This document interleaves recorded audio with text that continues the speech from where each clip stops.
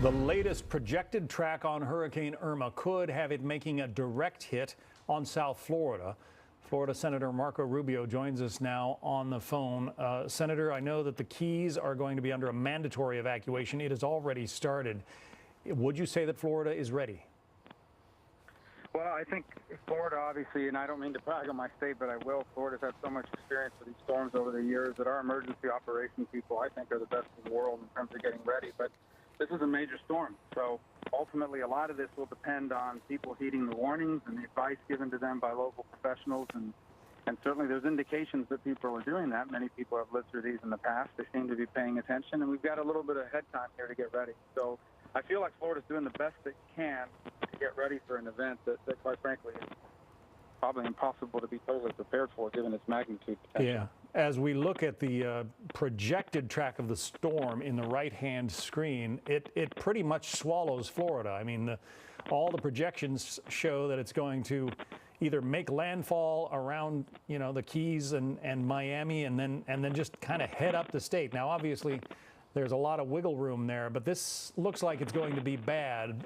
A storm of this size, this powerful, looks like it's going to do some damage to Florida, almost certainly. Well, it's certainly going to be a major weather event no matter what. But if you look at it, a lot of people kind of focus on the little dot in the middle of the hurricane cone. I mean, those things can move until the last minute. What I mean by move, I mean move 100 miles.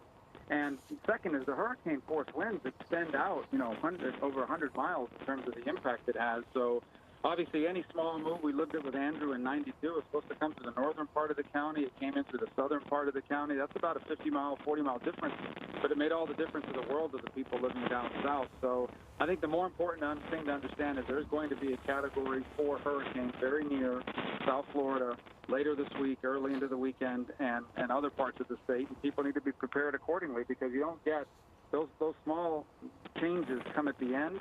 You don't get a lot of heads up on that. You got to be prepared for the worst here.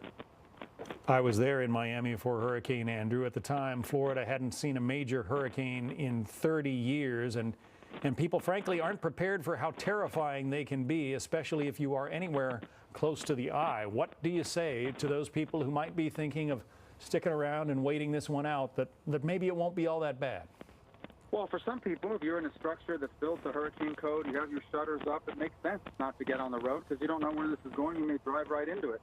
For those who are in mandatory evacuation centers or even areas where are being encouraged to evacuate, I would think about it. There's a reason why you're in that zone.